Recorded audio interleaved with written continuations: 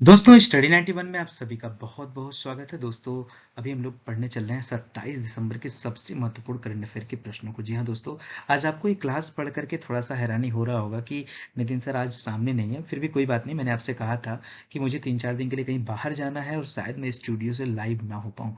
फिर भी क्लास दोस्तों आज की बहुत शानदार होगी, एक बार आप समय दीजिए और आइए डेली की तरह दोस्तों आज भी हम लोग कवर करते हैं कि 27 दिसंबर के लिए सबसे महत्वपूर्ण करंट अफेयर के प्रश्न हमारे लिए कौन कौन से हैं। ध्यान दीजिएगा दोस्तों, अभी हमारे यहाँ बहुत सारे ऑनलाइन क्लासेस चल रही हैं, तो आप चाहें तो ज्वाइन कर सकते हैं। जैसे सुपर टेट की क्लास है, यूपी टेट की क्लास है, एनडीए नेट दोस्तों जी हाँ, जेआरएफ की जो बच्चे तैयारी कर रहे हैं उनके लिए भी क्लास अवेलेबल है। हिंदी इंडिविजुअल की जो क्लास है उसका तो कुछ कहना ही नहीं, कुछ जवाब ही नहीं दोस्तों। आप आइए एक बार ज्वाइन कीजिए, वाकई आपको बहुत खुशी मिलेगी। साथ ही साथ जो बच्चे पेट का एग्जाम देके फ्री हो गए हैं उन्हें चाहिए कि आगे अब वो लेखपाल की तैयारी करें, या फिर आगे हम लोग एक नया बैच बनाने वाले हैं दोस्तों वीडियो एग्जाम के लिए, तो उसके लिए भी आप आ सकते हैं। रेलवे एग्जाम के लिए दोस्तों सीबीटी 2 और ग्रुप डी का मॉक टेस्ट बैच चला, और साथ ही साथ मैथ इंडिविजुअल और यूपी पुलिस का भी बैच चला। ऊपर की तरफ दोस्तों ये हमारे हेल्पलाइन नंबर दिए गए हैं जिस पर आप हमसे कांटेक्ट कर सकते हैं। आइए आगे शुरू करते हैं दोस्तों आज के पहले सवाल को, ध्यान से पढ़िएगा। पहला सवाल है कि हाल ही में किस यूनिवर्सिटी ने digital innovation of the year का पुरस्कार जीता है। जी हाँ दोस्तों, पूछ रहा दोस्तों कि कौन सी यूनिवर्सिटी है जिसने digital innovation of the year का खिताब जीता है। आपके सामने चार ऑप्शन है। आप अगर सोच रहे दोस्तों आईआईटी बॉम्बे, तो ये आपका सोचना गलत है। दोस्तों आईआईटी बॉम्बे की बात कब आई थी मैं आपको याद दिला दूं। लास्ट टाइम दोस्तों हम लोगों ने ब्रिक्स के समिट के ऊपर चर्चा किया था, और ब्रिक्स नेटवर्क विश्वविद्यालय का जो सम्मेलन हुआ था दोस्तों, वो कहाँ पर हुआ था, उसकी अध्यक्षता ये आईआईटी बॉम्बे ने किया था। और आपको तो पता है कि ब्रिक्स की समिट इस बार दोस्तों कहाँ पे आयोजित किया गए थे, तो नई दिल्ली में आयोजित किया गया था, ये आप जानते हैं। दोस्तों बात आती है यहाँ पर और सवाल की, ये जो नेशनल यूनिवर्सिटी ऑफ सिंगापुर दे रहा दोस्तों, आपने सुना होगा, ये दोस्तों सर्वश्रेष्ठ विद्यालय के रूप में दोस्तों चुना गया था, ठीक है। लेकिन यहाँ पर जो सवाल आपसे पूछ रहा है वो है digital innovation of the year. यहाँ पे ध्यान दीजिएगा दोस्तों, ओपी जिंदल ग्लोबल यूनिवर्सिटी जो दोस्तों, इसको जो है यह खिताब दिया गया है digital innovation of the year का, ठीक है। तो आपका सही जवाब क्या हो जाएगा, ऑप्शन नंबर 3। और यहाँ जो कलिंगा औद्योगिक प्रौद्योगिकी संस्थान दोस्तों, इसको किसी अन्य श्रेणी में दोस्तों पुरस्कृत किया गया है, ठीक है। तो सही जवाब है ऑप्शन नंबर 3। चलिए आगे बढ़ते हैं दोस्तों, यहाँ इसके बारे में थोड़ी सी बातें दी गई हैं, आप चाहें तो पढ़ सकते हैं कि इसे किस श्रेणी में पुरस्कार दिया गया है, जैसा कि सामने दिया गया है, ठीक है। चलिए आगे बढ़ते हैं दोस्तों, और हम लोग चर्चा करते हैं कि अवार्ड से संबंधित और कौन कौन से महत्वपूर्ण प्रश्न हैं जो आपकी परीक्षा में आपसे पूछे जा सकते हैं। पहला है दोस्तों, आप जान ही रहे हैं, digital innovation of the year का पुरस्कार ये ओपी जिंदल ग्लोबल यूनिवर्सिटी को दिया गया। दूसरा है दोस्तों, नेतृत्व प्रतिबद्धता के लिए संयुक्त राष्ट्र महिला पुरस्कार दोस्तों किसने जीता है।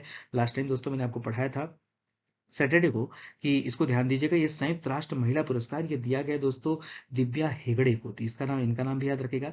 अगला दोस्तों, सीआईआई का नाम सुना होगा, जिसे हम भारतीय उद्योग परिसंघ कहते हैं, उसके द्वारा दोस्तों औद्योगिक नवाचार पुरस्कार ये किसे दिया गया है, तो इस बार ये पुरस्कार दिया गया आईआईटी रुड़की को। जी हाँ दोस्तों, लास्ट टाइम दोस्तों हमने आईआईटी दिल्ली के बारे में पढ़ा था, जिसने ओमिक्रॉन जो वायरस आ रहा है इसके टेस्टिंग के लिए दोस्तों 90 मिनट में एक ऐसी डिवाइस बनाया था जो पता करके बता देगा। और भी बहुत सारे सवाल है, जैसे आईआईटी हैदराबाद हो गया, जहाँ पर दोस्तों जैविक कचरे से एक इमारत बनाई गई। आईआईटी रोपड़ का नाम सुना होगा, जहाँ पर एमबी टैग वगैरह विकसित किया गया, या फिर मोबाइल श्मशान प्रणाली किसने विकसित किया, तो आईआईटी रोपड़ ने।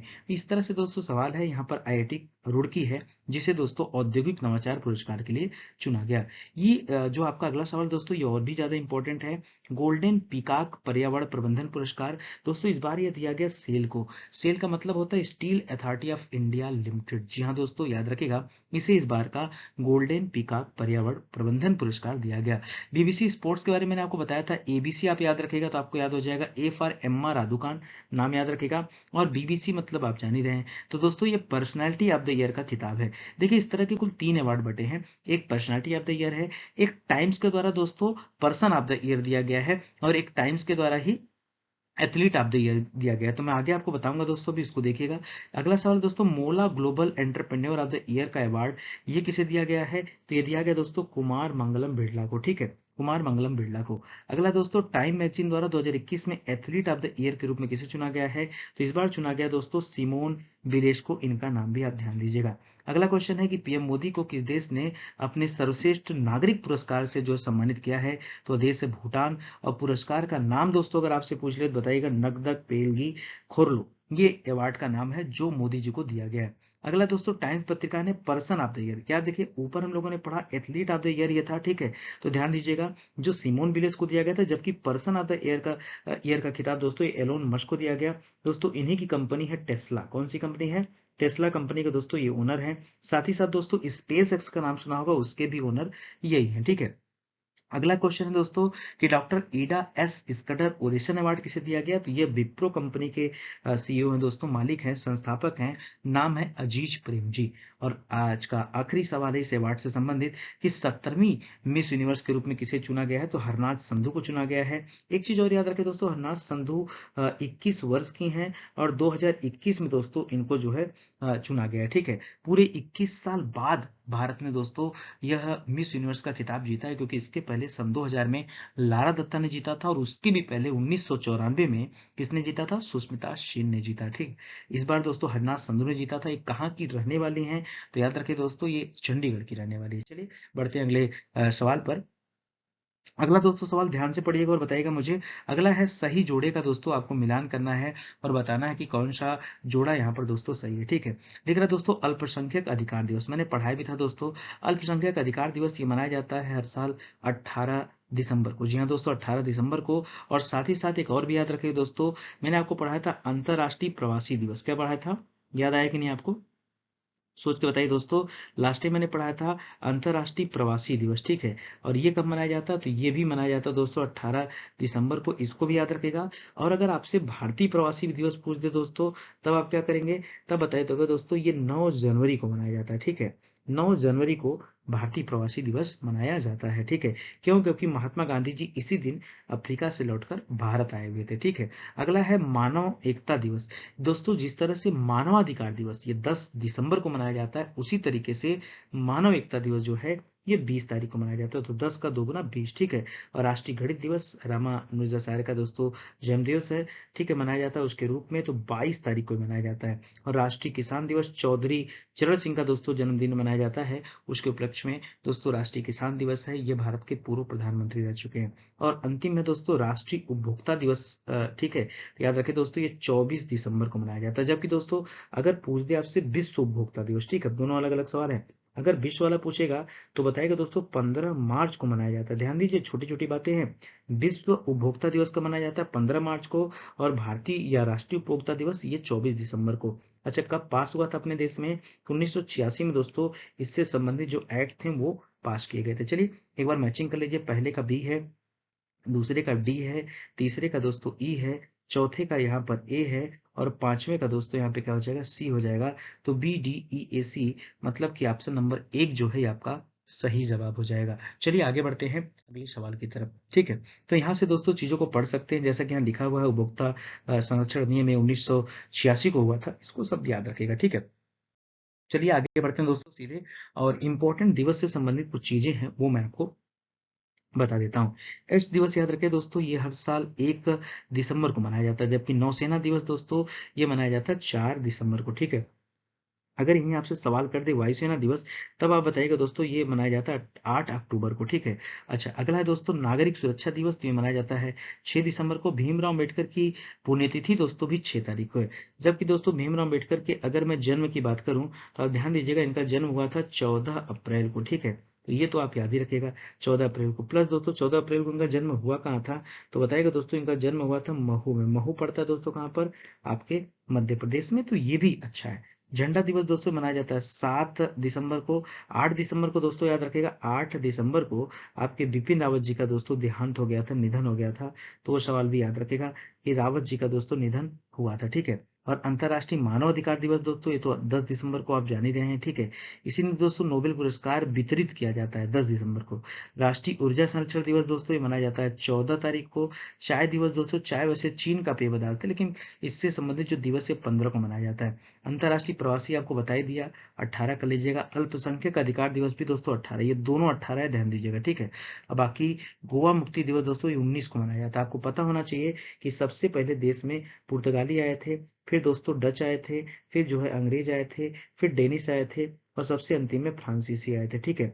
जाने के क्रम में दोस्तों सबसे पहले जो है पुर्तगाली आए थे, लेकिन गए थे सबसे लास्ट में, ठीक है। और जब उन्होंने गोवा खाली किया तो उसी उपलक्ष्य में दोस्तों गोवा दिवस मनाया जाता है। ठीक है, इस बार दोस्तों मर्मू आइनस मर्मू मर्मू गोवा को दोस्तों उतारा गया था। ठीक है, ये भी याद रखिएगा, आइनस मार्मू गोवा। ठीक है, तो इसका नाम भी लगे हाथ याद रख लीजिएगा। ठीक है, अंतर्राष्ट्रीय मानव एकता दिवस आपको बता ही दिया हूँ कि 20 तारीख को है। गणित दिवस 22 तारीख को है। किसान दिवस दोस्तों 23 तारीख को है। और उपभोक्ता दिवस समझा दिया हूँ आपको 24 तारीख को। 25 तारीख को दोस्तों आप आगे पढ़ेंगे सुशासन दिवस। क्या पढ़ेंगे? सुशासन दिवस के रूप में मनाया जाता है, तो ये भी ध्यान दीजिएगा। चलिए आगे बढ़ते हैं, अगला सवाल देखते हैं। कर हाल ही में जारी वाडा रिपोर्ट के अनुसार साल 2019 में भारतीय एथलीट कितने बार डोप से जुड़ी गतिविधियों में शामिल हुए? ध्यान दीजिएगा दोस्तों, एक होता है वाडा, ठीक है, और एक होता है दोस्तों नाडा। तो नाडा और वाडा ये दो चीजें। नाडा को कहा जाता है दोस्तों, यह एक national national anti doping agency है। क्या है? नेशनल एंटी डोपिंग एजेंसी है। ठीक है, तो इसको ध्यान दीजिएगा दोस्तों, एंटी डोपिंग एजेंसी कहा जाता है। उसी तरह से दोस्तों वाडा क्या हो जाएगा दोस्तों? ये वर्ल्ड एंटी डोपिंग एजेंसी। ठीक है, तो ये भी याद रखिएगा दोस्तों। अब देखिए होता क्या है कि यहाँ पर कितने एथलीट डोप से जुड़े हुए हैं दोस्तों, ये आपसे पूछ रहा है। तो दोस्तों यहाँ दो तरह के सवाल बनते हैं। पहला ये बनता है कि इंडिया दोस्तों डोप के मामले में किस स्थान पे है। तो पहले तो याद रखिएगा दोस्तों कि इंडिया का स्थान जो है दोस्तों ये आपका तीसरा है। अब दोस्तों अगला सवाल ये पूछ सकता है आपसे कि भाई इंडिया का तीसरा स्थान है तो पहले स्थान पे कौन सा देश है। ठीक है, इस तरह से भी सवाल बन सकते हैं। या फिर इंडिया का मान लीजिए 100% अगर पूरा डोप होता तो 100% से कितना परसेंट इंडिया का योगदान है। याद रखें दोस्तों 17% योगदान किसका है? इंडिया का। और तीसरी बात दोस्तों, कितनी बार डोप के मामले सामने आए हैं? तो 152 बार। जी हाँ दोस्तों, याद रखेगा कुल मिला जुलाकर दोस्तों 152 बार डोप के मामले दोस्तों ये जो है सामने आए हैं। ठीक है, तो ये सभी आपके लिए क्या है? मोस्ट इंपॉर्टेंट है। चलिए हम लोग आगे बढ़ते हैं और भी चीजें देख लेते हैं। अच्छा, पहला स्थान जो दे रहा था दोस्तों किसका है? पहला स्थान ध्यान दीजिएगा रूस का है। ठीक है, दूसरा स्थान दोस्तों इटली का है। तीसरा स्थान दोस्तों भारत का है। चौथा स्थान दोस्तों आपके ब्राजील का है। ठीक है, और पांचवा स्थान दोस्तों ईरान का है। ठीक है, इस तरह से आप इन चीजों पर भी अपना ध्यान दीजिएगा, क्योंकि ये चीजें भी क्या है आपके लिए बहुत बहुत इंपॉर्टेंट है। ठीक है, चलिए आगे बढ़ते हैं दोस्तों, अगला पॉइंट करते हैं। आगे दोस्तों आप इन चीजों को पढ़ लीजिएगा, इससे ज्यादा यहाँ पे नहीं। हाँ, एक चीज दोस्तों यहाँ पर इंपॉर्टेंट जो दिया हुआ है वो गजब का है दोस्तों, जरा आप ध्यान दीजिएगा। बहुत अच्छा सवाल है जो आपके सामने दिख रहा होगा दोस्तों कि यहाँ पर दोस्तों आप ध्यान दीजिएगा, ये जो भारोत्तोलन लिख रहा है दोस्तों, ठीक है, याद रखेगा ये भारोत्तोलन में दोस्तों जो 25 बार दिया है ये, तो ये आपके लिए इंपॉर्टेंट बहुत अच्छा है। ठीक है, ये भारोत्तोलन में टोटल 25 बार, जी हाँ दोस्तों याद रखेगा, टोटल 25 बार जो है भारोत्तोलन के लिए है। एथलेटिक्स में दोस्तों 20 बार, कुश्ती के लिए दोस्तों 10 बार ये जो है डोपिंग की प्रॉब्लम यहाँ पे पकड़े गए हैं। ठीक है, तो ये सब ध्यान दीजिएगा। चलिए आगे बढ़ते हैं दोस्तों अगले सवाल पर। ठीक है, सूचकांकों से जुड़े कुछ अच्छे सवाल हम लोग देख लेते हैं। पहला तो आप जान ही रहे हैं दोस्तों, भारत कुल 152 बार डोप की गतिविधियों में शामिल हुआ है। रैंक दोस्तों तीसरा रैंक है।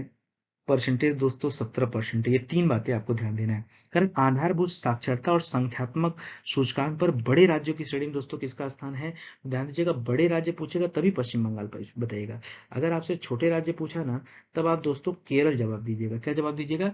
केरल जवाब दीजिएगा, इसको भी ध्यान रखिएगा। ठीक है, चलिए आगे बढ़े दोस्तों। कर हाल ही में जारी रिपोर्ट के अनुसार कुल पंजीकृत ईवीएस में इलेक्ट्रॉनिक व्हीकल की बात करा दोस्तों, और उसमें किसका स्थान है? तो उत्तर प्रदेश का पहला स्थान है।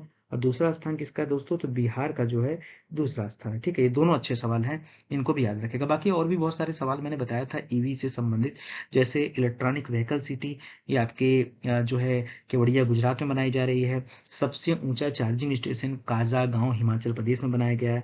और दोस्तों ईवी फ्रेंडली हाईवे ये दिल्ली चंडीगढ़ को घोषित किया गया। ईवी पॉलिसी दोस्तों ये महाराष्ट्र ने लागू किया। ठीक है, तो ये सब अच्छे अच्छे सवाल है, ध्यान दीजिएगा। खरा वैश्विक स्वास्थ्य सुरक्षा सूचकांक में भारत किस स्थान पे? तो याद रखें दोस्तों 66वें स्थान पे। ठीक है, आगे क्यूएस वर्ल्ड यूनिवर्सिटी रैंकिंग के अनुसार शीर्ष स्थान दोस्तों किसने हासिल किया? तो याद रखिएगा नेशनल यूनिवर्सिटी ऑफ सिंगापुर, इसने शीर्ष स्थान हासिल किया। जबकि हम लोग पढ़ रहे थे दोस्तों आज इनोवेशन वाले में, तो वहां पर ओपी जिंदल जो है यूनिवर्सिटी का नाम हम लोगों ने पढ़ा।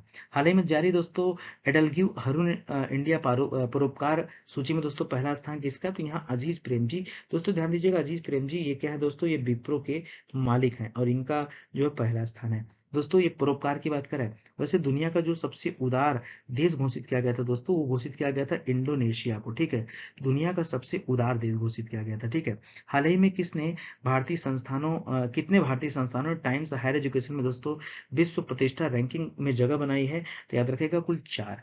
कर हाल ही में किस राज्य को ऊर्जा दक्षता सूचकांक 2020 में सबसे ऊपर रखा गया है? तो ऊर्जा दक्षता सूचकांक में है कर्नाटक का पहला स्थान। ठीक है। पब्लिक अफेयर इंडेक्स में दोस्तों सबसे शानदार प्रदर्शन एक केरल राज्य का है, याद रखेगा। और हाल ही में जारी climate tech investment trade report जो दोस्तों, इसमें भारत का स्थान 9वां है। ठीक है, ये भी अच्छा है।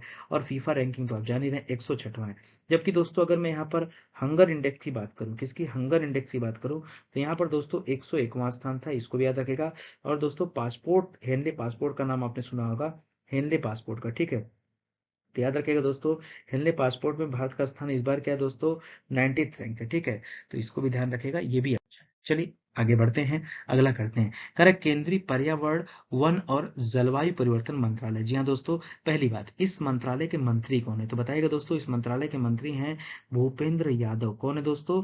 भूपेंद्र यादव जो है दोस्तों इस मंत्रालय के मंत्री। एक नाम और याद रखे दोस्तों, भूपेंद्र पटेल। ठीक है, ये दो बड़े नाम है दोस्तों, इसको भी याद रखेगा, भूपेंद्र पटेल। ठीक है, तो ध्यान दीजिएगा, अगर भूपेंद्र पटेल कभी पूछता है तो बताइएगा दोस्तों, ये सीएम है कहाँ के दोस्तों? तो ये सीएम है गुजरात राज्य के। ठीक है, अच्छा, गुजरात के राज्यपाल कौन है? तो याद रखिएगा, आचार्य देवव्रत है। और पहली बार दोस्तों नीमाबेन आचार्य को यहाँ पर पहली महिला विधानसभा अध्यक्ष के रूप में चुना गया। फिलहाल वो सब अलग बातें, यहाँ भूपेंद्र भूपेंद्र नाम से दो चीजें हो गई, तो मैंने कहा एक बार आपको बता दिया जाए। यहाँ पर दोस्तों आपसे केवल सत्य असत्य के मामले पूछ रहा है, तो पढ़िए ध्यान से।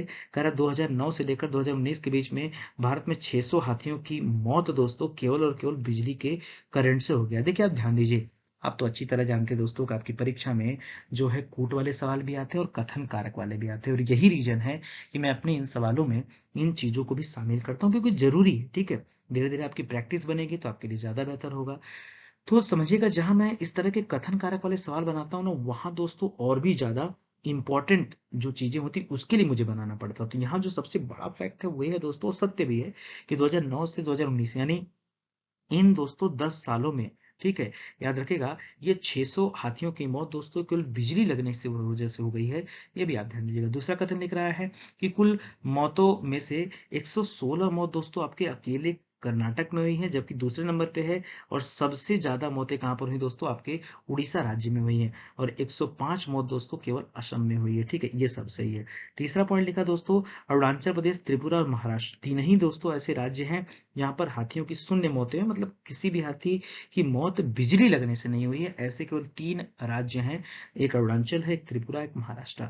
और चौथा पॉइंट दे रहा है कि सरकार हाथियों के लिए दोस्तों एक प्रोजेक्ट चला रही है, प्रोजेक्ट एलिफेंट। तो आप जान ही रहे हैं दोस्तों। फिलहाल तो यहाँ पर क्या हो जाएगा, ऑप्शन नंबर 4 जो है ये आपका सही उत्तर हो जाएगा। चलिए आगे बढ़ा जाए, आगे देखते हैं दोस्तों। इसके बारे में यहाँ पर डिटेल भी दिया गया, आप चाहे तो डिटेल पढ़ सकते हैं, इनको आप ध्यान से देखिए और पढ़िए। ठीक है, काफी इंपॉर्टेंट ये भी है। ठीक है, ये आपके पढ़ने के लिए है। हम लोग सीधे आगे बढ़ते हैं दोस्तों, और जो जरूरी चीजें हैं एक बार हम उन पर जो है बातचीत कर लेते हैं। ठीक है दोस्तों, यहाँ पर आपको पर्यावरण से संबंधित कुछ अच्छे सवाल दिए जा रहे हैं, जरा आप इन सवालों को देखिएगा। ठीक है, अब जो सवाल इंपॉर्टेंट हो गया, पहला सवाल जैसे दोस्तों आपके सामने दे रहा है कि मंत्रालय द्वारा दिए गए आंकड़ों, ये तो आप जान रहे हैं कि पिछले 10 साल में दोस्तों 600 से ज्यादा हाथियों की मृत्यु दोस्तों किससे होगी? केवल केवल करंट से होगी। ठीक है, तो इसको याद रखेगा। अगला दे रहा दोस्तों कि हाल ही में इन दो कंपनियों ने इलेक्ट्रिक वाहन बनाने के लिए दोस्तों समझौता किया है। तो आपके सामने जो दिया जा रहा है दोस्तों, याद रखिएगा, टीवीएस मोटर और बीएमडब्ल्यू, ये दोनों लोगों ने समझौता किया। बाकी ईवीएस से संबंधित जो भी चीजें थी वो मैंने आपको पहले भी बता दिया। हाल ही में दोस्तों अस्कोट वन्यजीव अभयारण्य ये चर्चा में था, क्यों? क्योंकि अभी हाल ही में दोस्तों ना इसको इको सेंसिटिव जोन घोषित किया गया। ठीक है, इसलिए चर्चा में आया। तो हो सकता है आपसे पूछ दे एज यूजुअल खाली कि भाई अस्कोट वन्यजीव अभयारण्य किस राज्य में है, तो इतना आपको पता होना चाहिए कि यह जो है आपके उत्तराखंड राज्य में। ठीक है, कर हाल ही में किस आर्द्रभूमि को रामसर साइट में दोस्तों शामिल किया गया? तो हैदरपुर को शामिल किया गया। ये हैदरपुर दोस्तों याद रखिएगा, ये हैदरपुर आपके बिजनौर में है। और बिजनौर कहाँ है दोस्तों? आपके उत्तर प्रदेश में, और ये उत्तर प्रदेश का 9वां है। ठीक है, और दोस्तों भारत की बात किया जाए तो भारत का दोस्तों यह 47वां है। ठीक है, ये दोनों तीनों बातें आपको ध्यान देना है। आगे बढ़िए, कर पर्यावरण, वन और जलवायु परिवर्तन की राज्य मंत्री दोस्तों सुप्रिया साहू, इन्होंने काजू वैली वेटलैंड को 16वां पक्षी अभयारण्य घोषित किया। और एक काजू वैली कहां पर दोस्तों? तो आपके तमिलनाडु में स्थित है। किस देश के मौसम वीरों ने दोस्तों एक नया मौसम जिसका नाम है लानीना, इस मौसम के शुरू होने की घोषणा किया? तो ये ऑस्ट्रेलिया की बात है, राजधानी कैनबरा। ठीक है, करा कि किस राज्य ने कैसरे हिंद को दोस्तों राज की तिथि के रूप में घोषित किया? तो अरुणाचल प्रदेश को। और अरुणाचल प्रदेश में दोस्तों क्या हुआ? परशुराम कुंड बनाया जा रहा है, इसको भी जरा आप ध्यान दीजिएगा। अगर सूखे के अनुकूल के लिए क्षेत्रीय कार्य योजना किस संस्था से संबंधित दोस्तों? ये आपके आसियान से संबंधित है। चलिए आगे बढ़ते हैं दोस्तों, अगला सवाल देखते हैं। अगला लिख रहा है दोस्तों कि हाल ही में प्रधानमंत्री मोदी जी ने दोस्तों कहां पर 2000 करोड़ रुपए की लागत से दोस्तों अभी 27 परियोजनाओं का दोस्तों लोकार्पण किया। ये आपको बताना है, 27 परियोजनाओं का दोस्तों लोकार्पण ये मोदी जी ने किया। ठीक है, तो अभी हाल ही में दोस्तों पढ़ा था आपने कि पूरे 900 करोड़ की लागत से दोस्तों यहाँ पर काशी विश्वनाथ कॉरिडोर बनाया जा रहा है। ठीक है, काशी विश्वनाथ कॉरिडोर बनाया जा रहा है दोस्तों, और ये कहाँ पर बना, ये आपके वाराणसी में बना। ठीक है, और उसी संबंधित है दोस्तों कि 2000 करोड़ रुपए की लागत से कुल 27 परियोजनाएं दोस्तों यहाँ लाई जा रही हैं, और ये भी कहाँ संबंधित है, आपके वाराणसी से। अभी दोस्तों आपने एक बनास संकुल का नाम पढ़ा होगा, जहां पर 5 लाख लीटर दोस्तों डेली दूध प्रसंस्करण भी किया जाएगा। ये देखिए यहाँ पे लिखा हुआ दोस्तों, तो ये पॉइंट भी आप याद रखिएगा। ठीक है, फिलहाल वो जो बनाया जा रहा है दोस्तों आपके बनारस में बनाया जा रहा है, इनको आप पढ़िएगा। अच्छा, यहाँ पर दोस्तों जो बनास डेयरी लग रही, उसके अलावा दोस्तों यहाँ 50,000 लीटर आइसक्रीम, 20 टन पनीर, छाछ, दही, लस्सी, अमूल की मिठाइयाँ, तमाम चीजें दोस्तों यहाँ पर बनाई जाएंगी, जो कि अपने आप में बहुत एंटीक, और वाराणसी जो है दोस्तों काफी आगे जाने वाला। आइए दोस्तों हम लोग पढ़ते हैं योजनाओं से संबंधित कुछ अच्छे सवाल। तो पहला तो याद रखेगा कि मोदी जी ने दोस्तों ये 27 परियोजनाओं को लोकार्पण कहाँ पे किया, ये अपने संसदीय क्षेत्र वाराणसी में किया। अगला दोस्तों, पीएम मोदी ने किस राज्य में बनास डेयरी संकुल की आधारशिला रखी, तो उत्तर प्रदेश के बनारस में। हाल ही में दोस्तों किस राज्य ने खेलों को बढ़ावा देने के लिए खेल नर्सरी योजना स्टार्ट किया, तो आप जानते हैं दोस्तों सबसे ज्यादा जो मेडल लेके आता है ना, वो आपका हरियाणा लेके आता है, और इसीलिए चाहता है हरियाणा खेल नर्सरी स्टार्ट करके लोगों का खेल के प्रति रुझान बढ़ाना। ठीक है, आगे देखिए दोस्तों, किस राज्य द्वारा माओवादी प्रभावित जिलों में सीएम ने सहाय योजना शुरू किया।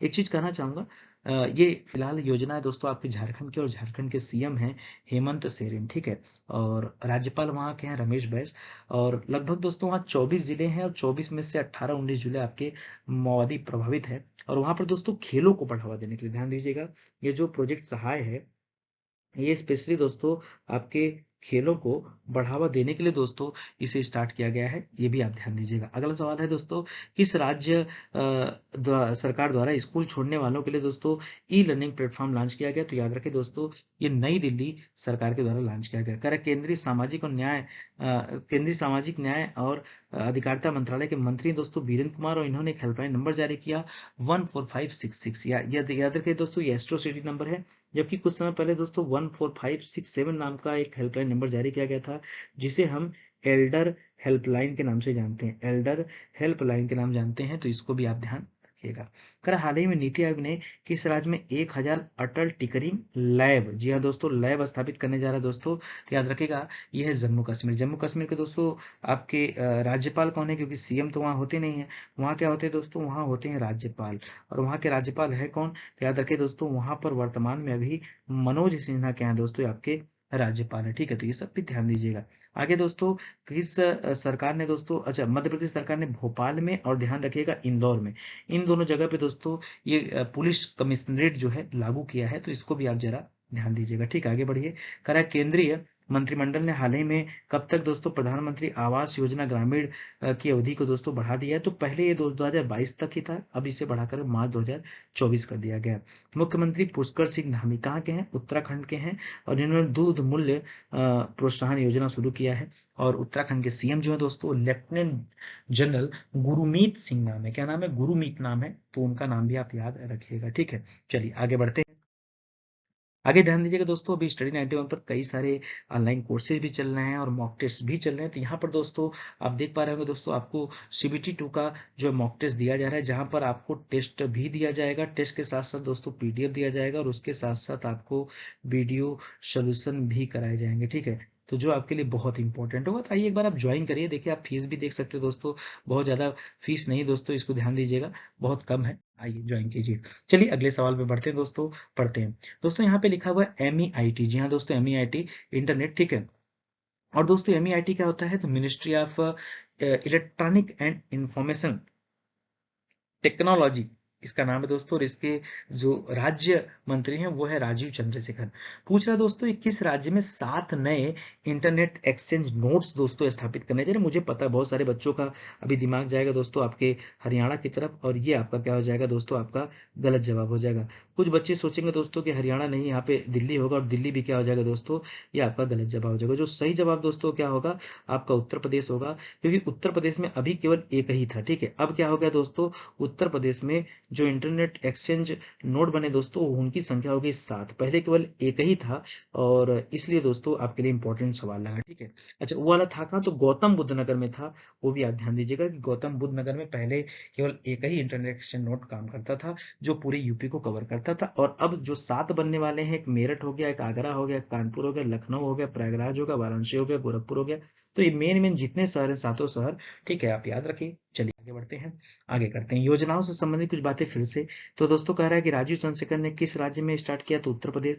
मोदी जी ने 2000 करोड़ की 27 परियोजना बनारस में। बनास डेयरी, ये भी बनारस में। खेलों को बढ़ावा देने के लिए खेल नर्सरी आपके हरियाणा में। माओवादी प्रभावित जिले में सीएम ने सहाय योजना शुरू किया, झारखंड के सीएम हेमंत सोरेन ने, याद रखेगा। कुल 24 में से 18-19 जिलों में स्टार्ट किया। करा स्कूल छोड़ने वालों के लिए ई लर्निंग प्लेटफॉर्म दिल्ली ने विकसित किया। 14567 दोस्तों एक हेल्पलाइन नंबर जारी किया गया डॉक्टर बीरेंद्र कुमार के द्वारा। और नीति आयोग ने दोस्तों 1000 अटल टिकरिंग लैब दोस्तों जो बनाने जा रहा है, वो याद रखेगा जम्मू कश्मीर में। और मध्य प्रदेश सरकार ने भोपाल और इंदौर, यहाँ पे क्या हो जाएगा, इंदौर, यहाँ पर दोस्तों पुलिस कमिश्नरेट लागू कर दिया। और प्रधानमंत्री आवास योजना जो ग्रामीण है उसका समय बढ़ाकर मार्च 2024 कर दिया गया। तो योजनाओं का क्वेश्चन भी हमने पीछे ही पढ़ाया था, इसलिए दोस्तों रिपीट भी आपका हो गया। चलिए आगे चलते हैं, अगला क्वेश्चन देखते हैं। अगला दोस्तों कि हाल ही में किसने 11वां राष्ट्रीय बिलियर्ड्स खिताब जीता। जी हाँ दोस्तों, देखिए जब जब बिलियर्ड्स की बात आए अपने देश में दोस्तों, एक ही व्यक्ति का नाम याद रखेगा, पंकज अडवाणी। जी हाँ दोस्तों, पंकज अडवाणी ने, याद रखेगा दोस्तों, ये ध्रुव शीतवाला को हरा करके, जी हाँ दोस्तों, इनको हरा करके क्या किया, पंकज अडवाणी ने ये 11वां राष्ट्रीय बिलियर्ड्स का खिताब जीत लिया। अब आके नीचे के जो दो ऑप्शन दे रहा दोस्तों, ये भी आपके स्पोर्ट्स से संबंधित आपके बिलियर्ड्स से ही, लेकिन ये आपका सही उत्तर नहीं है। फिलहाल पंकज अडवाणी क्या हो जाएगा दोस्तों, आपका राइट जवाब हो जाएगा। और इन्होंने दोस्तों ये अपना 35वां खिताब जीता है। आप सोच लीजिए कितना बार दोस्तों उन्होंने जीत चुके हैं, ठीक है। ये चीजें याद रखिएगा, पंकज अडवाणी का नाम। आइए हम लोग खेल से जुड़े हुए कुछ अच्छे सवाल और भी कर लेते हैं। तो पहला तो ये हो गया। दूसरा दोस्तों, बैडमिंटन वर्ल्ड फेडरेशन की बात कर रहा है और इसमें पुरुष एकल का खिताब दोस्तों ये जीता है लॉ की न्यू ने, इसलिए दोस्तों इनको गोल्ड मेडल मिला है। और यहाँ पर दोस्तों जो सिल्वर मेडल मिला दोस्तों, ये भारत को मिला है। भारत से दोस्तों खेल रहे थे आपकी किदाम्बी श्रीकांत, के फॉर किदाम्बी है नाम, याद रखेगा। और ये भारत के पहले खिलाड़ी बने जिन्होंने रजत पदक जीता है विश्व चैंपियनशिप किसका, बैडमिंटन वर्ल्ड फेडरेशन का, ठीक है। कॉमनवेल्थ वेट लिफ्टिंग चैंपियनशिप जो हुआ था दोस्तों, इसमें तो भारत ने 16 पदक मार दिया, लेकिन वर्ल्ड वेट लिफ्टिंग जो हुआ ना, उसमें भारत ने जीता सिर्फ 1 पदक। और यहाँ भी 16 में दोस्तों भारत ने 4 गोल्ड पैदा कर दिया, तो बहुत बड़ी बात है। कह रहा है पैरालंपिक स्पोर्ट अवार्ड में दोस्तों सर्वश्रेष्ठ महिला का पदार्पण सम्मान किसे दिया गया, ये अवनी लोखारा को दिया गया। क्यों भाई इन्हीं को दिया गया, क्योंकि इन्होंने जीता था दोस्तों 1 गोल्ड मेडल और 1 जो है आपका ब्रॉन्ज मेडल, इसलिए दोस्तों इनका चुनाव किया गया। ये आपके जो है राजस्थान की हैं, याद रखेगा। SGFI sportsman of the year का खिताब दोस्तों ये नीरज चोपड़ा को दिया गया, क्योंकि एकमात्र व्यक्ति थे जिन्होंने टोक्यो ओलंपिक में गोल्ड मेडल जीता हो। मेजर ध्यानचंद नेशनल स्टेडियम में दोस्तों पहली बार राष्ट्रीय स्तर की खेलो इंडिया महिला हॉकी लीग का दोस्तों उद्घाटन किया गया, और इसका उद्घाटन किसने किया, अनुराग सिंह ठाकुर, जो वर्तमान में हमारे खेल मंत्री हैं। Correct. ICC player of the month, ध्यान दीजिएगा दोस्तों, हर महीने के लिए अलग अलग लोगों को चुना जाता है। तो नवंबर महीने के लिए दोस्तों पुरुषों में डेविड वार्नर को चुना गया और महिलाओं में हेली मैथ्यूज को चुना गया, ठीक है। आगे लिख रहा है दोस्तों, तुर्की ग्रैंड प्रिक्स किसने जीता, तो ध्यान दीजिएगा दोस्तों लुईस हैमिल्टन नहीं होगा। यहाँ पे आप याद रखें दोस्तों वाल्टेरी बोटास होगा। क्या होगा, वाल्टेरी बोटास होगा, इन्होंने जीता है। और अगर हम बात करें दोस्तों अबू धाबी का, तो इन्होंने क्या जीता है दोस्तों, अबू धाबी ग्रैंड प्रिक्स आपके मैक्स वर्साटप्पे ने जीता है, ठीक है। करेक्ट। किसने राष्ट्रमंडल भारोत्तोलन चैंपियनशिप में गोल्ड मेडल जीता, तो इनका नाम दोस्तों संकेत महादेव सरगर, ठीक है, ये भी याद रखेगा। और सीनियर राष्ट्रीय फुटबॉल चैंपियनशिप दोस्तों महिलाओं वाला किसने जीता, तो मणिपुर ने जीता। और ये गेम हुआ कहाँ पे था, अगर ये पूछे तो बताइए दोस्तों, यह गेम आपके केरल में हुआ था, ठीक है। तो ये भी आपके लिए अच्छा सवाल है। चलिए आगे बढ़ते हैं अगले सवाल पर। दोस्तों जैसा कि मैं आपको बता दूं कि मैंने पहले ही आपसे कहा था कि प्लीज दोस्तों आप नाराज मत होइएगा। देखिए कुछ दिन के लिए मुझे स्टूडियो में मैं नहीं हूँ, ठीक है, इस वजह से दोस्तों थोड़ी दिक्कत आ रही है, तो थोड़ा सपोर्ट करिए, मैं ही कहूंगा, ठीक है। चलिए आगे देखते हो दोस्तों। यहाँ लिख रहा है दोस्तों कि हाल ही में किसे पछाड़ कर दोस्तों यहाँ क्या किया गया, यूनिकॉर्न की मेजबानी करने वाला दोस्तों भारत क्या है, ये आपका तीसरा शीर्ष देश बन गया, ठीक है। किसको पीछे किया, तो यहाँ पर दोस्तों आप ध्यान दीजिएगा, ये जो आपका दे रहा है दोस्तों अमेरिका, अमेरिका दोस्तों यहाँ पर याद रखिएगा यूएसए का दोस्तों यहाँ पर पहला स्थान है, ठीक है। दूसरा स्थान दोस्तों चीन का है, और जो तीसरा स्थान दोस्तों वो आपके भारत का, जी हाँ दोस्तों, भारत का। ठीक है, पीछे दोस्तों हम लोगों ने पढ़ा था ना वाडा के बारे में। वाडा में भी दोस्तों तीसरा रैंक है भारत का, लेकिन वो खराब पोस्ट है। ठीक है, यहाँ ये अच्छी पोस्ट है। और भारत ने किससे पीछे किया दोस्तों, तो याद रखेगा, भारत ने ब्रिटेन को पीछे किया। ठीक है, इसको भी याद रखेगा। चलिए आगे बढ़ते हैं अगले सवाल पर। और यहाँ पर दोस्तों वही चीजें डिटेल में दी गई है। इंपॉर्टेंट बात है दोस्तों कि भारत ने पिछले एक साल में 33 नए यूनिकॉर्न शामिल हुए, जबकि अमेरिका में 254 और चीन में 74। ठीक है, और इस मामले में भारत ने किससे पीछे कर दिया, ब्रिटेन को। चलिए और आगे देखते हैं दोस्तों। यहाँ दे रहा है दोस्तों आपके सामने राष्ट्रीय समाचार से संबंधित तथ्य। ठीक है, और जो पहला सवाल है सुनिएगा, कह रहा है किसे पछाड़कर, तो ब्रिटेन को पछाड़कर। दूसरा दे रहा है दोस्तों कि 50वें विजय दिवस में हिस्सा लेने के लिए दोस्तों हमारे राष्ट्रपति, जी हाँ दोस्तों, रामनाथ कोविंद जी दोस्तों अपने 3 दिवसीय यात्रा पर गए हुए हैं। कहाँ पर, बांग्लादेश गए हुए हैं, तो ये भी याद रखेगा। अगला दोस्तों कि चिल्ले चिल्लाई कला क्या है दोस्तों, ये भी आपके लिए इंपॉर्टेंट, चिल्ले चिल्लाई कला, तो याद रखेगा ये कश्मीर घाटी में दोस्तों ऊपरी क्षेत्रों पर जो ठंडी हवा बहती है ना, उसे चिल्ले चिल्लाई कला कहा जाता है। और गंगा एक्सप्रेसवे की दोस्तों अगर बात किया जाए तो याद रखेगा ये आपके शाहजहांपुर में मोदी जी ने इसका उद्घाटन किया। और कहाँ से कहाँ तक चलेगी, तो ये प्रयागराज से दोस्तों मेरठ तक दोस्तों बनाया जा रहा है। ठीक है, चलिए आगे बढ़े दोस्तों। कह रहा है कि डिजिटल भुगतान को बढ़ावा देने के लिए दोस्तों 500 गांवों को गोद कौन ले रहा है, तो व्हाट्सएप गोद ले रहा है दोस्तों, ये भी याद रखेगा। ठीक है, व्हाट्सएप ले रहा है। अब तो व्हाट्सएप ने दोस्तों पेमेंट सिस्टम भी शुरू कर दिया। ठीक है, चलिए आगे बढ़े दोस्तों। अगला दे रहा है कि किस देश ने एयर बबल समझौता किया, तो ऑस्ट्रेलिया ने किया, आप जान ही रहे हैं। एयर बबल समझौता दोस्तों भारत 32-33 देशों के साथ कर चुका है, इसको भी याद रखेगा। गणतंत्र दिवस पर दोस्तों मुख्य अतिथि के रूप में कौन आया है, तो ध्यान दीजिएगा ये जो दे रहा है दोस्तों आपका 10 जो आसियान दोस्तों, इसको आप कट कर दीजिए, आसियान नहीं होगा, ये गलत हो गया। आसियान नहीं होगा, यहाँ पे क्या होगा, आप याद रखेगा, यहाँ 5 मध्य एशियाई देश आ रहे हैं। कौन आ रहा है दोस्तों, 5 मध्य एशियाई देश आ रहे हैं, इसको याद रखेगा। ठीक है, तो देखिए अभी क्या है ना कि मैं थोड़ा सा इसमें फ्रेंडली नहीं हो पाया हूँ, इस वजह से दोस्तों थोड़ा गड़बड़ चल रहा है पेन। ठीक है, वरना सही हो जाएगा धीरे धीरे, आप चाहेंगे तो। और मैं चाहता हूँ दोस्तों कि आपकी करंट अफेयर की जो क्लास है वो किसी तरह से कम ना होने पाए। ठीक है, और अक्सर क्या होता था जब मैं कभी अपने स्टूडियो में नहीं होता था, तो ऐसे में दोस्तों करंट अफेयर की क्लास छूट जाती थी, और आपको भी चिंता होती थी, बदले में मुझे भी परेशानी होती थी। तो इसीलिए दोस्तों मैंने प्लान किया कि यार कम से कम जब मैं कहीं बाहर रहूं या स्टूडियो में नहीं अवेलेबल हूं, तब तो मैं बच्चों की मदद कर पाऊं। ठीक है, अच्छा 5 मध्य एशियाई देश कौन कौन से दोस्तों, तो कजाकिस्तान, तजाकिस्तान, किर्गिस्तान और उज्बेकिस्तान और तुर्कमेनिस्तान, ये 5 मध्य एशियाई देश हैं जो आ रहे हैं। ठीक है, आगे बढ़े दोस्तों। अगला दे रहा है कि मोदी ने दोस्तों 900 करोड़ की लागत से अभी काशी विश्वनाथ कॉरिडोर का उद्घाटन किया, भी याद रखेगा। और मोदी ने दोस्तों सरयू नहर परियोजना का दोस्तों जो उद्घाटन किया है, आप इसको भी याद रखेगा। ठीक है, ये भी आपके लिए इंपॉर्टेंट है। और ये कहाँ पर दोस्तों, उत्तर प्रदेश में। उत्तर प्रदेश में दोस्तों कहाँ है, तो याद रखेगा ये बलरामपुर में पड़ता है। कहाँ पर, बलरामपुर में। ठीक है, तो इसको भी याद रखेगा दोस्तों, ये भी अच्छा सवाल है। चलिए आगे चलते हैं अगले सवाल पर। ठीक है, अगला दोस्तों कि 9 दिसंबर 2021 को, जी हाँ दोस्तों 9 दिसंबर 2021 को करा भारतीय रिजर्व बैंक ने किसे एजेंसी बैंक का दर्जा दिया, जी हाँ दोस्तों, तो याद रखेगा। वैसे यहाँ जो चारों नाम दे रहा है ना, इन सभी को पहले ही दोस्तों एजेंसी बैंक का दर्जा मिल चुका है। ठीक है, तो बात आती है कि इंपॉर्टेंट क्या, इंपॉर्टेंट है कि दिसंबर महीने में किसे मिला, तो ध्यान दीजिएगा दोस्तों दिसंबर महीने में सीएसबी को मिला। जी हाँ दोस्तों, इसके पहले इन सबको मिल चुका है। अच्छा, इसमें होता क्या दोस्तों कि आरबीआई क्या करती है कि जो आरबीआई का डायरेक्ट टैक्स का कलेक्शन होता है और जो इनडायरेक्ट टैक्स का कलेक्शन होता है, ये दोस्तों बैंकों को सौंप दिया जाता है कि अब ये कर सकते हैं। तो ये काम दोस्तों आरबीआई ने क्या किया, सौंप दिया है इसको अभी सीएसबी बैंक को, इसको भी याद रखेगा। कौन कौन से बैंक है दोस्तों, जैसे दक्षिण भारतीय बैंक हो गया, कर्नाटक बैंक हो गया, डीसीबी हो गया, आरबीएल हो गया, धनलक्ष्मी हो गया, इंडस इंड हो गया दोस्तों, याद रखेगा, और बंधन। तो ये बैंक है दोस्तों जिनको आरबीआई ने जो है परमिशन दिया है, और ये क्या है, आरबीआई के द्वारा नियुक्त किए गए आपके एजेंसी बैंक है, तो ये भी अच्छा है। चलिए आगे बढ़ते हैं, अगला करते हैं। बैंकिंग से जुड़े दोस्तों कुछ अच्छे सवाल जरा देख लीजिए। पहला तो ये हो गया। दूसरा कह रहा है दोस्तों डिजिटल भुगतान में शीर्ष स्थान किसने हासिल किया, तो याद रखिएगा दोस्तों ये बैंक ऑफ बड़ौदा ने हासिल किया। ठीक है, सबसे ज्यादा डिजिटल पेमेंट दोस्तों ये बड़ौदा के थ्रू हुए। अगर आप पीएम जनधन खाते में दोस्तों सबसे ज्यादा खाता कहाँ खुला है, तो बिहार में। दूसरे नंबर पर दोस्तों कौन है, तो आपका यूपी है। कुल कितने खाते दोस्तों अभी पूरे देश में खुल चुके हैं, तो 44 करोड़। और ऑन एन एवरेज दोस्तों बैलेंस कितना है, तो 2700, ये सब याद रखिए, सब अच्छे सवाल है। कह रहा है कि राज्य सरकार के कर्मचारियों को अपनी सेवाएं प्रदान करने के उद्देश्य से महाराष्ट्र राज्य ने किस बैंक के साथ बैंकिंग भागीदार के रूप में सूचीबद्ध किया है, तो इक्विटास बैंक है। अभी हाल ही में दोस्तों इक्विटास बैंक का ब्रांड एम्बेसडर बनाया गया था, किसे, याद रखेगा क्रिकेटर हैं दोस्तों स्मृति मंधाना, इनको बनाया गया था। प्लस आपकी हॉकी टीम की कप्तान है रानी रामपाल, इनको बनाया गया था। किसका? तो याद रखिएगा इक्विटास बैंक का ब्रांड एम्बेसडर। ठीक है।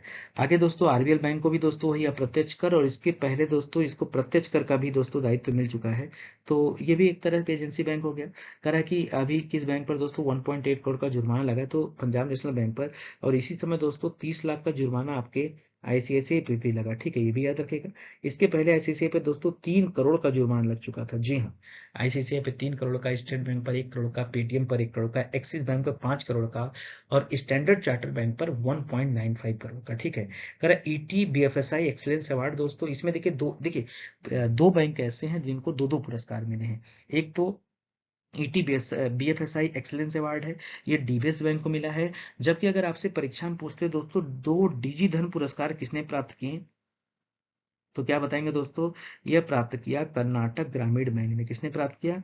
कर्नाटक ग्रामीण बैंक ने प्राप्त किया। ये भी आप ध्यान दीजिएगा। ये सब आपके अच्छे सवाल है। चलिए, असम स्किल यूनिवर्सिटी बन रही दोस्तों 112 मिलियन डॉलर की। ठीक है, और ये मंजूरी जो दिया है दोस्तों, ये आपके एडीबी ने दिया, एशियन डेवलपमेंट बैंक ने। ठीक है। अगर सीमा पार लेन देन के लिए दोस्तों एक एलईआई नंबर है दोस्तों, जो 20 अंकों का होता है, 20 डिजिट का, उसको दोस्तों आरबीआई ने क्या कर दिया? अनिवार्य कर दिया है। इसको भी ध्यान रखें। चलिए अगले सवाल पर आते हैं दोस्तों। आज का आपका आखिरी सवाल बहुत इंपॉर्टेंट है, पढ़िएगा दोस्तों जरा ध्यान से। यहाँ पर दोस्तों 10वां सवाल है। कह रहा सैफ अंडर 19 महिला चैंपियनशिप दोस्तों ये किसने जीता है? जी हाँ दोस्तों, तो याद रखेगा। अब यहाँ पे सबसे बड़ी बात है दोस्तों कि यह चैंपियनशिप दोस्तों जीता है बांग्लादेश ने। ठीक है, बांग्लादेश ने। और किसे हराकर? तो याद रखेगा भारत को हराकर। जी हाँ दोस्तों, भारत को हरा करके ये चैंपियनशिप किसने जीत लिया? तो आपके अर्जेंटीना ने। अर्जेंटीना दोस्तों याद रखेगा, हाल ही में आपका उड़ीसा में दोस्तों क्या हुआ था? उड़ीसा के कलिंगा स्टेडियम में क्या हुआ था? आपने पढ़ा था कि यहाँ पर जो है जर्मनी को हरा करके यहाँ दोस्तों अर्जेंटीना क्या किया था? जो है हॉकी महिला विश्व कप जो हुआ था उसे जीत लिया था। ठीक है, उसको भी याद रखेगा, अंडर 17 वाला था। यहाँ पर क्या हो जाएगा दोस्तों? ये अर्जेंटीना नहीं, यहाँ पर ये बांग्लादेश हो जाएगा आपका सही उत्तर। और इसने किसको हराया दोस्तों? तो याद रखेगा ये भारत को हराया। इसलिए दोस्तों याद रखेगा बांग्लादेश आपका सही जवाब हो जाएगा। इसको पढ़िएगा आराम से। और यहाँ खेल से संबंधित अच्छे सवाल है, तो पढ़ लीजिए जरा आराम आराम से। पहला बांग्लादेश हो जाएगा। आगे पढ़ाई दिया कि 11वां राष्ट्रीय बिलियर्ड्स का खिताब दोस्तों पंकज अडवाणी ने जीता है। ठीक है। और पुरुषों का दोस्तों एकल खिताब जो बीडब्ल्यूएफ बैडमिंटन वर्ल्ड फेडरेशन का था, वो लो किन यू ने जीता है। और दोस्तों आगे है कॉमनवेल्थ वाले में तो 16 पुरस्कार जीत लिया। और वेट लिफ्टिंग जो वर्ल्ड वाला हुआ था उसमें खाली एक। ठीक है, तो इसको भी याद रखें दोस्तों, यहाँ पे खाली एक। अगला दोस्तों BFI BWF badminton world federation में दोस्तों सिल्वर मेडल दोस्तों पाने वाले पहले भारतीय बने किदम्बी श्रीकांत, उसको भी याद रखेगा। स्पोर्ट्स पैरालंपिक में मैंने आपको बताया दिया, महिला पदार्पण का सम्मान दोस्तों अवनी लेखारा को दिया गया है। ठीक है। कह SJFI sportsman of the year का खिताब दोस्तों नीरज चोपड़ा को दिया गया है। और मेजर ध्यानचंद नेशनल स्टेडियम में पहली बार दोस्तों राष्ट्रीय स्तर की खेलो इंडिया महिला हॉकी लीग का उद्घाटन ये हमारे जो हमारे वर्तमान में दोस्तों खेल मंत्री हैं अनुराग सिंह ठाकुर, उनके द्वारा दोस्तों किया गया। ठीक है। अगला है नवंबर 2021 में प्लेयर ऑफ द मंथ। जी हाँ दोस्तों, प्लेयर ऑफ द मंथ वो भी किस महीने के लिए? नवंबर माह के लिए किसे चुना गया? तो याद रखें दोस्तों, ये चुना गया डेविड वार्नर को। और चुना गया दोस्तों महिलाओं में हैली मैथ्यूज को। ठीक है, ये भी आप याद रखेगा। ठीक है, चलिए आगे बढ़ते हैं दोस्तों। तुर्की ग्रैंड प्रिक्स दोस्तों मैंने बताया था दोस्तों लुइस हैमिल्टन नहीं है, इसको कट कर लीजिएगा। ये लुइस हैमिल्टन नहीं है। यहाँ पे जो आपका उत्तर होगा दोस्तों, ये आपका हो जाएगा वाल्टेरी बोटास। ठीक है। और जो अच्छा सवाल है दोस्तों, ये अबू धाबी है। ठीक है, अबू धाबी वाला मैक्स वर्षाटप्पे ने जीता, तो इसको भी आप याद रखिएगा। चलिए आगे बढ़ते हैं दोस्तों। अगला देखिए क्या करा है, अगला दे रहा है नीचे की तरफ कि राष्ट्रमंडल भारोत्तोलन चैंपियनशिप में दोस्तों किसने जीता? तो याद रखिएगा ये संकेत महादेव सरगन ने जीता है। तो इस तरह से दोस्तों आज का सेशन समाप्त होता है। उम्मीद करता हूँ आपको काफी अच्छा लगा होगा। प्लीज दोस्तों देखिए 2-4 दिनों की बात है, थोड़ा सपोर्ट करेंगे तो मुझे पर्सनली बहुत अच्छा लगेगा। ठीक है, और ये सब मैं आपके लिए कर रहा हूँ ताकि कोई दिक्कत ना हो, आपकी करंट अफेयर की क्लासेस कहीं ब्रेक ना हो, ये सिर्फ आपके लिए किया जा रहा है। ठीक है, प्लीज 2-3 दिन मेरा सपोर्ट करिए, फिर मैं जैसे ही स्टूडियो में आ जाता हूँ तो जैसे रोज आपको क्लासेस मिलती वैसे ही मिलेगा। बाकी कहीं पढ़ाने में, कहीं क्वालिटी कंटेंट में कोई कमी देखने को नहीं मिलेगी। ठीक है। हाँ, मेरा पेन थोड़ा सा आगे पीछे चला क्योंकि पहली बार दोस्तों इस तरह से मैं क्लास ले रहा हूँ। ठीक है, ये थोड़ा डिफरेंट है, इसलिए दोस्तों अभी थोड़ा मुझे समझने में हो सकता समय लगे, तो थोड़ा समय दीजिए, सब सही हो जाएगा। ठीक है, चलिए आज के लिए बस इतना ही। मिलते हैं दोस्तों अगले लेक्चर में, तब तक के लिए धन्यवाद। जय हिंद, जय Bharat. Thank you so much.